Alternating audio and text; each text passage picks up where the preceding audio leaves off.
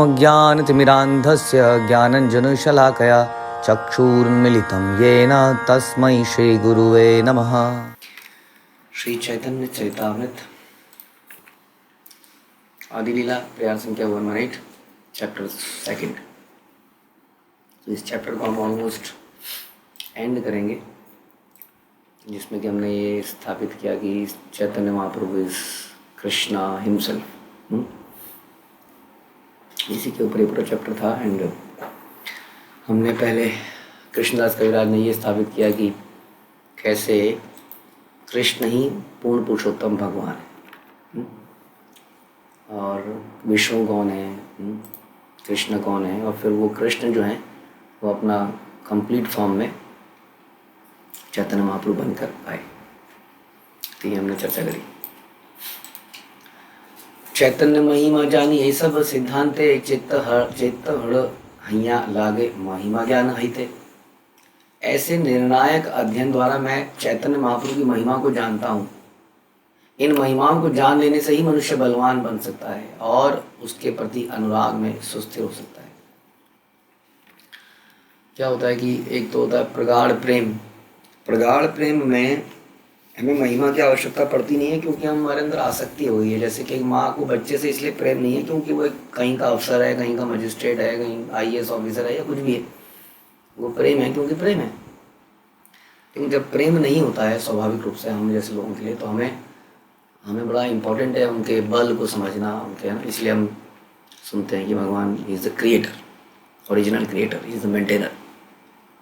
कैसे सृष्टि करते हैं, बहुत सारी चीज़ें हम उनके बारे में सुनते हैं, तो धीरे धीरे हमारे अंदर उनके प्रति लगाव पैदा होता है।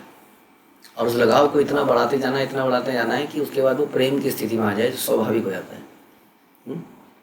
उसमें तो उनके देन इट इज़ मधुर लीलाएँ कि उन्होंने आज ऐसा किया, जैसे बच्चे ने आज बच्चे ने ये खाया, आज बच्चे ने वो खाया। बहुत बड़ी बड़ी चीज़ें नहीं सुनती है माँ उसके बारे में, बच्चा क्या करेगा, लेकिन वो बड़ी प्रसन्न हो जाती है। फिर भी बच्चे की महिमा का गान या श्रवण नहीं करती है। तो इसलिए जब प्रेम हो जाता है तो हम उनकी मधुर लीलाओं का श्रवण और कीर्तन करते हैं। लेकिन उससे पहले हम उनकी महिमा जो है, उनकी बल है, उनका शौर्य है, ऐश्वर्य है, उसके बारे में चर्चा करते हैं। चैतन्य प्रभु र महिमा कही बार तरे, कृष्ण र महिमा कही विस्तारे। मैंने श्री चैतन्य महाप्रभु की महिमा का वर्णन करने के लिए ही श्री कृष्ण की महिमाओं का विस्तार से वर्णन करने का प्रयास किया। तो बहुत सही किया उन्होंने, क्योंकि अभी तो यही क्वेश्चन है कि कृष्ण क्या भगवान है, तो चैतन्य महाप्रभु तो भगवान तब मानेंगे कृष्ण भगवान है, इसी में क्वेश्चन है लोगों को। तो इसलिए उन्होंने दोनों की महिमा का गान किया। चैतन्य गोसाई यही तत्व निरूपण, स्वयं भगवान कृष्ण ब्रजेंद्र नंदन। निष्कर्ष यह है कि चैतन्य महाप्रभु स्वयं ब्रजराज के पुत्र पूर्ण पुरुषोत्तम भगवान श्री कृष्ण हैं। श्री रूप रघुनाथ पद या दास, चैतन्य चरितामृत कहे कृष्णदास। तो श्री रूप तथा श्री रघुनाथ के चरण कमलों में प्रार्थना करते हुए एवं उनकी दया की सदा आकांक्षा करते हुए मैं कृष्णदास उनके चरण चिन्हों का अनुसरण करते हुए श्री चैतन्य चरितामृत का वर्णन कर रहा हूँ। तो इससे पहले थोड़ा सा हमारा तात्पर्य भी है प्रयास संख्या 117 में, उसको ही पढ़ लेते हैं। ऐसे अनेक जिज्ञासु हैं जो भगवद्गीता पढ़ने के उपरांत भी अपूर्ण ज्ञान के कारण कृष्ण को सही ढंग से नहीं समझ पाते, पढ़ने के बाद भी। मुझे लगता है इसमें दो लोगों की गलती है। एक तो पढ़ने वाले की तो है ही, मुझे लगता है पढ़ने वाले के अलावा लिखने वाले की गलती ज़्यादा लगती है मुझे। क्योंकि श्रील प्रभुपाद की भगवद गीता यथारूप पढ़ने के बाद इट इज़ नॉट पॉसिबल कि कोई व्यक्ति इसको नहीं समझ पाए। जिद्दी है, मानता नहीं है, वो एक अलग बात है पढ़ने के बाद, लेकिन कन्फ्यूज़न नहीं रह सकता। कन्फ्यूज़न क्यों है? क्योंकि बाकी लेखकों ने इतना कन्विंसिंगली इस बात को लिखा नहीं है। उसका कारण ये भी है कि उतना कन्विंसिंगली उनके हृदय में नहीं है। तो इसलिए कह रहे हैं कि कृष्ण को गीता पढ़ने के बाद भी समझ नहीं पाते, इस निष्कर्ष पर नहीं पहुंच पाते। क्या बोलते हैं, वो एक ऐतिहासिक व्यक्ति थे। ऐसा नहीं करना चाहिए। मनुष्य को कृष्ण विषयक सत्य को समझने में विशेष सतर्क रहना चाहिए। यदि आलस्यवश कोई व्यक्ति कृष्ण के विषय में ठीक से नहीं समझ पाता तो वह भक्ति संप्रदाय के विषय में उन लोगों की तरह भ्रमित हो सकता है जो अपने आप को उन्नत भक्त घोषित करते हैं मुक्तात्माओं द्वारा यथाकथा प्रदर्शित किए जाने वाले दिव्य लक्षणों की नकल करते हैं। ऐसे झुंड में हम शामिल हो जाएंगे। यद्यपि अदीक्षित व्यक्ति को भक्त बनने के लिए प्रेरित करने में विचारों तथा तर्कों का सहारा लेना सर्वोपयुक्त विधि है, लेकिन भक्ति में लगे नवदीक्षितों को शास्त्रों, प्रमाणिक भक्तों तथा गुरु के दृष्टिकोण के माध्यम से सतर्कता के साथ कृष्ण को समझना चाहिए। किस दृष्टिकोण से? गुरु के दृष्टिकोण से, भक्तों के संग में, शास्त्रों को पढ़ते हुए। गुरु, साधु, शास्त्र, गुरु के दृष्टिकोण से, भक्तों के संग में और शास्त्रों के आधार पर कृष्ण को सतर्कता से समझना चाहिए। ऐसे अधिकारियों के मुख से कृष्ण के विषय में श्रवण किए बिना श्री कृष्ण की भक्ति में प्रगति नहीं हो पाती। अदरवाइज का जीता जाता एग्जाम्पल है, श्रील प्रभुपाद ने केवल भगवत गीता भागवतम के आधार पर ही प्रचार किया पूरे संसार में। ये तो भागवतम गीता कितने लोग पढ़ रहे हैं रोज, कितने भागवत सप्ताह हो रहे हैं, लेकिन ऐसी क्रांति तो नहीं देखते हम। हाँ, ऐसी क्रांति लोगों के झुंड तो देखिए, कई भागवत कथा इत्यादि में झुंड तो बहुत इकट्ठा हो जाता है, लेकिन दे आर नॉट फॉलोअर्स। वो भीड़ है, फॉलोअर नहीं है वो लोग, वो लॉयल नहीं है किसी के। कल किसी और का झुंड लगेगा तो वहां चले जाएंगे वो लोग। हाँ,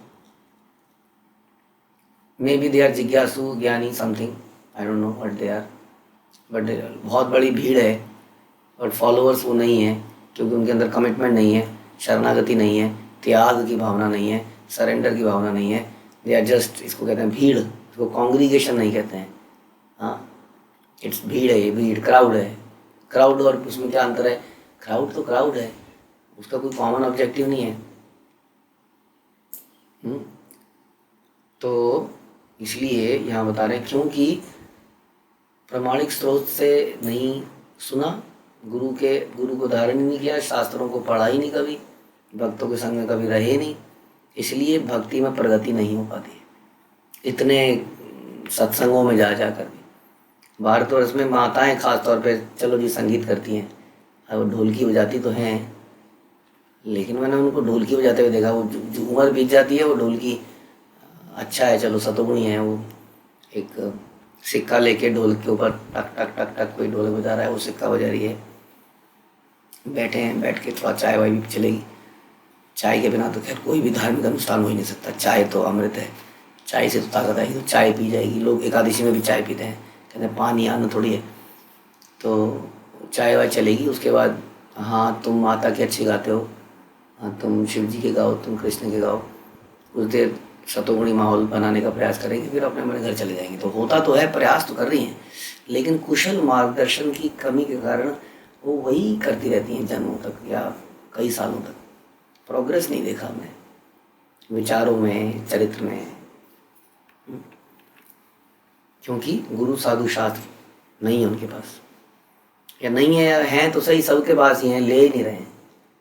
प्रमाणिक शास्त्रों में भक्ति प्राप्त करने के 9 साधनों का उल्लेख है, जिसमें सबसे पहला साधन किसी प्रमाणिक अधिकारी से श्रवण करना है। श्रवणम कीर्तनम, पहला श्रवण है।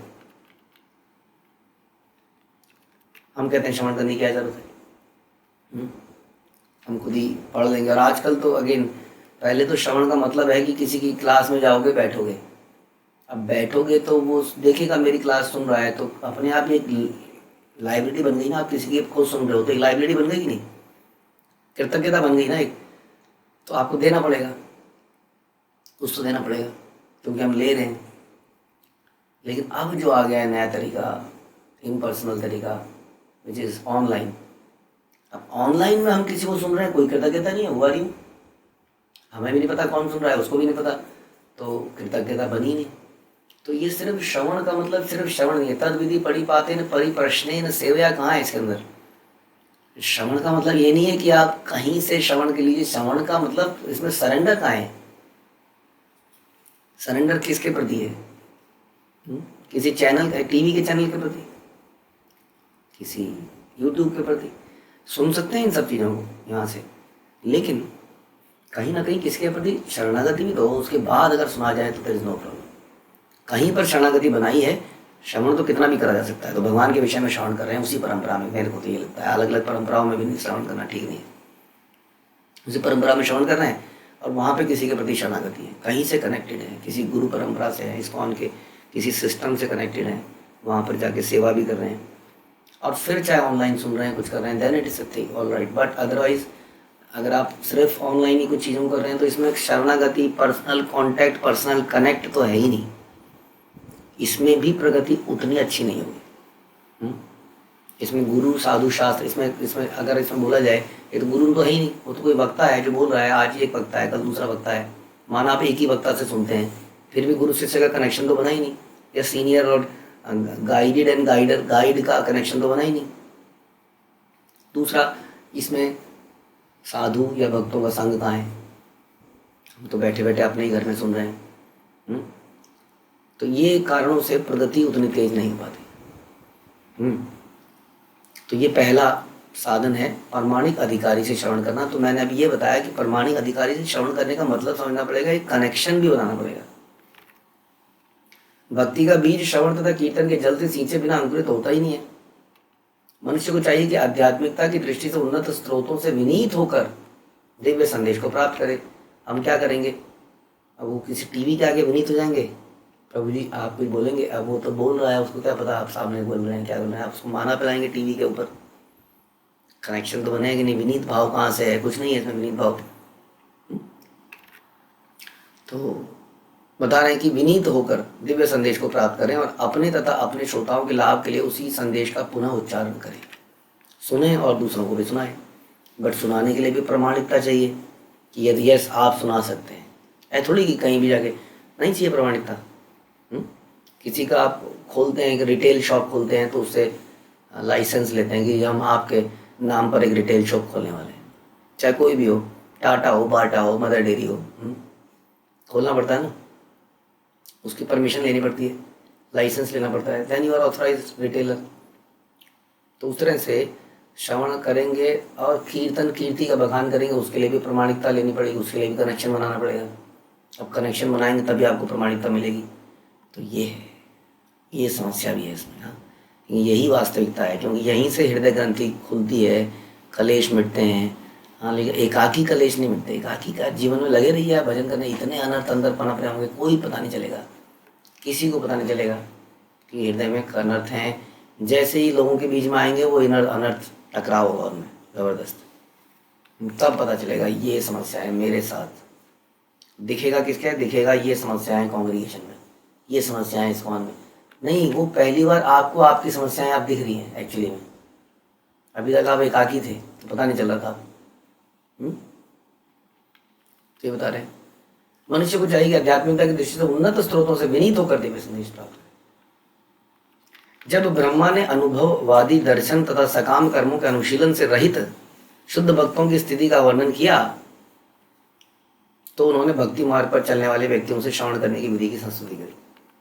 ऐसे मुक्तात्मा जो वास्तविक दिव्य ध्वनि का उच्चारण करने में समर्थ हैं, उनके पद चिन्हों का अनुसरण करते हुए मनुष्य भक्ति की सर्वोच्च अवस्था तक पहुंच सकता है और इस तरह जो महाभागवत बन सकता है। इस तरह कि चैतन्य महाप्रभु ने सनातन गोस्वामी को उपदेश दिया, उसमें भी हम यही सीखते हैं कि जो व्यक्ति शास्त्रों के निष्कर्षों को समझने में निपुण होता है और जो भगवान के लिए पूर्णतः समर्पित हो जाता है, वह दूसरों को वास्तव में भवबंधन से छुड़ाने में समर्थ है। We should find people like that. Upadeshamrita में श्री स्वरूप गोस्वामी ने बोला कि भक्ति योग में तेजी से प्रगति करने के लिए मनुष्य को अत्यधिक तत्पर रहना चाहिए और प्रामाणिक शास्त्रों में निर्दिष्ट तथा गुरु द्वारा बताए गए कर्तव्यों को संपन्न करने के लिए दृढ़ता से प्रयास करना चाहिए। यानी कि शास्त्रों का पठन अध्ययन तो ठीक है, वो तो करना ही है, लेकिन गुरु द्वारा बताए गए कर्तव्यों को संपन्न करने के लिए दृढ़ता से कार्य करना है। And this is what is all about शरणागति। तो हम ये चर्चा कर रहे हैं कि श्रवण शरणागति के भाव से करना चाहिए, लेकिन पहली बार जो श्रवण करेगा उसके अंदर शरणागति थोड़ी आ जाएगा। वो दैट इज ओके, वो ठीक है, वो सुन सकता है किसी भी तरीके से, क्योंकि वो अभी इंटरेस्ट पैदा करने के लिए श्रवण कर रहे हैं। इसका मतलब अभी श्रद्धा पैदा करने के लिए, जब श्रद्धा, लेकिन अगर कई सालों तक वहीं पर अटके हुए हैं तो ये समस्या है, ये समझ लीजिए। क्योंकि हमारी कमिटमेंट कभी भी नहीं है। अभी गुरु द्वारा दिए गए हमने कोई प्रोजेक्ट नहीं लिया अपने हाथ में, कोई सेवा अपने हाथ में नहीं ली, कोई शरणागति नहीं दिखाई, तो वो हम वहीं पर अटके हुए हैं। तो श्रवण के बाद में, अल्टीमेटली श्रवण कीर्तन के बाद में कुछ प्रैक्टिकल सर्विसेज भी होनी चाहिए जो कि निर्देशन में होती है। हाँ, किसी के निर्देशन में होती हैं और उसके उस प्रोजेक्ट को हम अपना बना लेते हैं, उस सेवा को हम अपना बना लेते हैं, उसको पूरा जी जान से लगाते हैं, तब जाके कंप्लीट होता है। मुक्त आत्माओं का अनुसरण तथा शुद्ध भक्तों का संग ऐसे कार्यों को समृद्ध करते हैं। ऐसे नकली भक्त जो अपने आप को उन्नत वैष्णव के रूप में विज्ञापित करना चाहते हैं और इस तरह पूर्ववर्ती आचार्यों का अनुकरण करते हैं किंतु उनके सिद्धांतों का पालन नहीं करते हैं, उनको क्या बताया गया? पाषाण हृदय वाले कहा गया। विश्वनाथ चक्रवर्ती ठाकुर ने ये बोला उनके लिए कि जो लोग अभ्यास वश अश्रु गिराते हैं, दे आर प्रैक्टिस्ड, उनकी आंखें जैसे टीवी के एक्टर एक्ट्रेसेस हैं, उनको किसी सीन में खड़ा करा जाए तुरंत आंसू निकाल लेंगे वो। हाँ, अभ्यास है उनको आंसू निकालने का, किंतु हृदयों में कोई परिवर्तन नहीं है, आंसू निकालने में एकदम आगे हैं। जैसे अभी कोई कहानी सुनाई जाए रामायण की, राम जा रहे हैं, राम ने अपने वस्त्र त्याग दिए, उन्होंने ऐसे वस्त्र पहन लिए, अब वो जा रहे हैं तो सब रो पड़ेंगे, रोना धोना चालू हो जाएगा और यहीं पर आदमी कैप्चर कर लेता है पब्लिक को। यही कुछ ऐसा इमोशनल सीन होगा, उसको एलेबोरेट किया जाएगा, उसमें बड़ा पीछे से बढ़िया सा हारमोनियम बजाएगा, तो कुछ ऐसी साउंड आएगी उदासी की, दशरथ का देहांत हो रहा है। तो यही होता है, रामलीलाएं तो हुई लेकिन रामलीलाओं में केवल रोना धोना ही हुआ, रामलीला से कोई शिक्षा विक्षा का कोई चर्चा कोई कहीं नहीं है, केवल वक्ता ने भी केवल रुलाया, लोगों को खूब रुलाया। अब ये रुलाना तो भक्ति है, तो जब आप भक्ति में बिल्कुल पूर्ण हो गए हैं तब ऐसी लीलाओं का आस्वादन कर सकते हैं, क्योंकि हृदय एकदम शुद्ध हो चुका है। अभी तो वो इमोशनल, वो तो पिक्चर, किसी पिक्चर को देखकर भी ऐसे रोना आता है, अभी सीरियल को देख कर रोना आता है। तो ये क्या है, इस रोने से कुछ नहीं है, ये कभी भी निकल आती है आंखों से आंसू, कईयों के आंखों में आंसू 2 सेकंड में निकल आते हैं, तो उन्हें अश्रु गिराने की भी प्रैक्टिस है, ऐसा बता रहे हैं आप कि उनका बता रहे हैं हृदय में कोई परिवर्तन नहीं, हृदय वही जटिल है, हृदय में धोखा है, हृदय में कपट है, सरलता नहीं। जबकि आंसू तो सरल हृदय में आने चाहिए, तो ये एक्स्ट्रा कॉम्प्लिकेटेड व्यक्ति है, ये आंखों में आंसू हैं लेकिन हृदय जटिल है, हृदय में कुटिलता है। तो यहाँ बता रहे हैं कि इनके हृदय में कोई परिवर्तन नहीं होता, निम्नतम कोटि के पाषाण हृदयी भक्त कहलाते हैं। कृत्रिम वृद्धि से प्रेरित होकर उनकी नकल क्रंदन सदैव निंदनीय है। नकली क्रंदन, इसको नकली क्रंदन, चाहे उसके अंदर स्वाभाविक रूप से आ रहा हो, लेकिन नकली है क्योंकि हृदय में परिवर्तन नहीं है, भावनाओं में परिवर्तन नहीं है, शरणागति नहीं है, सरलता नहीं है, निम्नता नहीं है, लेकिन आंसू है। क्या बता रहे? नकली क्रंदन सदैव निंदनीय है। किसी दूसरे के आंसुओं को देख के आप ऐसा कभी ना सोचें प्लीज, इस फॉर सेल्फ। उपर्युक्त वांछित हृदय परिवर्तन भक्ति के प्रतिकूल कुछ भी करने में संकोच के रूप में दृष्टिगत होता है। ऐसा हृदय परिवर्तन लाने के लिए श्री कृष्ण तथा उनकी शक्तियों के विषय में निर्णायक व्याख्या की चर्चा करना नितांत आवश्यक। उपर्युक्त वांछित, जो अभी बताया हृदय परिवर्तन, जो हृदय परिवर्तन की बात हो रही है, भक्ति के प्रतिकूल कुछ भी करने में संकोच होता है। हाँ, जो भी भक्ति के प्रतिकूल है, अगर हृदय परिवर्तन हुआ है तो व्यक्ति कर नहीं पाएगा। मन तो करेगा, मन तो करता ही है, दिल तो पागल है, लेकिन वो कर नहीं पाएगा क्योंकि हृदय परिवर्तित हो चुका है। हाँ, उससे हिम्मत ही नहीं होगी। कई जगह में तो इच्छा ही मर जाएगी, कई जगह में अगर इच्छा बची भी है तो कर नहीं पाएगा। समझ गए आप लोग? जो भी भक्ति के प्रतिकूल कार्य है उसमें आप कदम नहीं बढ़ा पाओगे, तो आपका हृदय परिवर्तन है, तो आपके आंसू जेन्युइन है, नहीं तो आंसू नकली। ऐसा बता रहे हैं, मगरमच्छ के आंसू। हाँ, क्या बता रहे हैं कि कुछ भी प्रतिकूल करने के लिए संकोच होगा, ये उसका एक लक्षण है। हाँ, हमारे 4 नियम है, उन 4 नियमों के अगेंस्ट में ही जाने में संकोच होगा। 10 अपराध हैं, उन 10 अपराधों को करने में संकोच होगा, नहीं तो हृदय परिवर्तन अभी नहीं हुआ है। ऐसा बता रहे हैं। इसके लिए करना क्या पड़ेगा? फिर क्या किया जाए इस हृदय परिवर्तन के लिए? कह रहे हैं कि श्री कृष्ण तथा उनकी शक्तियों के विषय में निर्णायक व्याख्या की चर्चा नितांत आवश्यक है। छद्म भक्त ऐसा सोच सकता है कि केवल आंसू बहाने से ही मनुष्य को दिव्य पद प्राप्त हो जाएगा। हाँ, ऐसा लगता है लोगों को, अरे मेरे को आंसू आ गए, मैंने बताया ना, तो आंसू अभी आपको कोई इमोशनल ड्रामा सुना दिया जाए, आंसू तभी आ जाएंगे। हाँ, कृष्ण के विषय में सुनने पर आंसू आ रहे हैं, कृष्ण से विरह है, ये तो बहुत दूर की बातें हैं। अभी तो बेसिक स्टेप पे नहीं है हम, तो इसलिए इन इन आंसुओं के ऊपर ज़्यादा गौर ना किया जाए अपने लिए कि मैं उन्नत भक्त बन गया हूँ। बल्कि यही समझा जाए ये आंसू आते ही क्यों हैं, धोखा दे ही क्यों रहे मुझे। किंतु दिव्य अनुभूति के बिना ऐसा अभ्यास व्यर्थ है। दिव्य ज्ञान के निष्कर्ष से विहीन छद्म भक्त सोचते हैं कि बनावटी आंसू बहाने से उनका उद्धार हो जाएगा।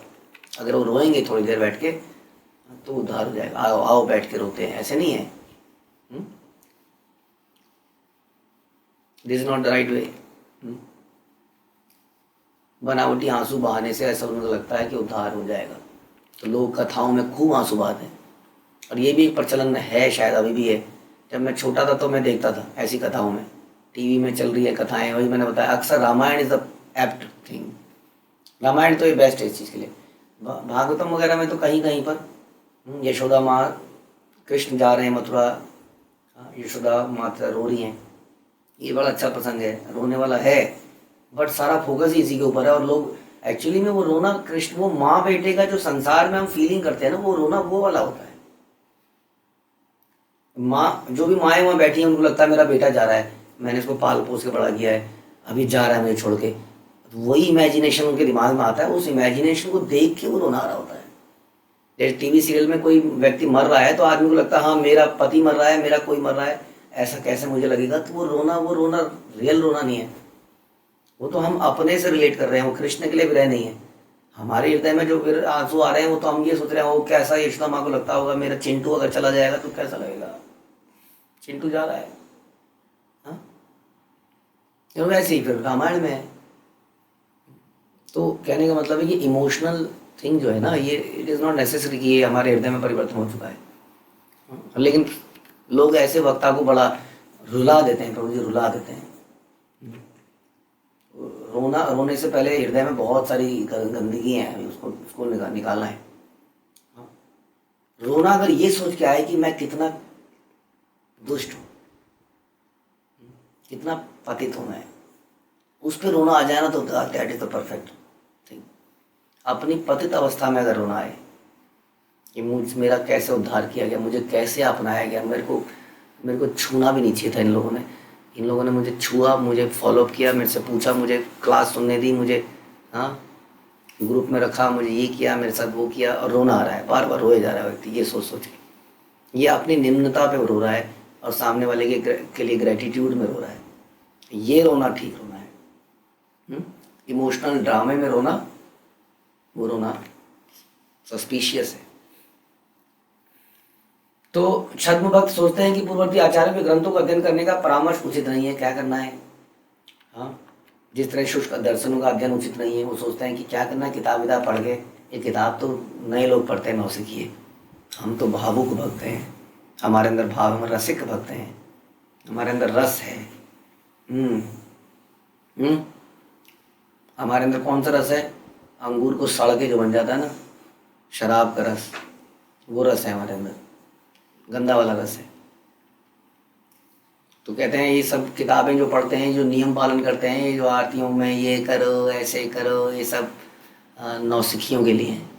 हम तो इन नियमों से ऊपर हैं। किंतु पूर्ववर्ती आचार्यों का अनुसरण करते हुए श्री जीव गोस्वामी ने शास्त्रों के निष्कर्ष को षड संदर्भ नामक 6 संदर्भ ग्रंथों में दृढ़ता से लिपिबद्ध किया है।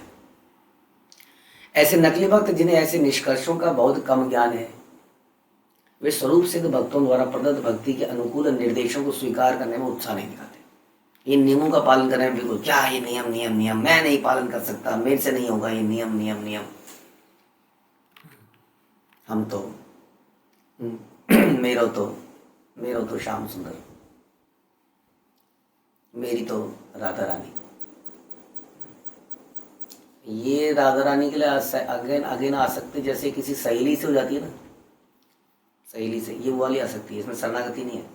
कहाँ राधा रानी, मतलब सोचिए क्या उनका भाव है, गोपीर भर्तुर पद कमले, और कैसा उनका सरेंडर है, क्या उनका है ना। तो कहाँ हम उनके पद चिन्हों पर चल रहे हैं, काम गोपियों के दास के चरण कदमों चल रहे हैं, नहीं चल रहे हैं।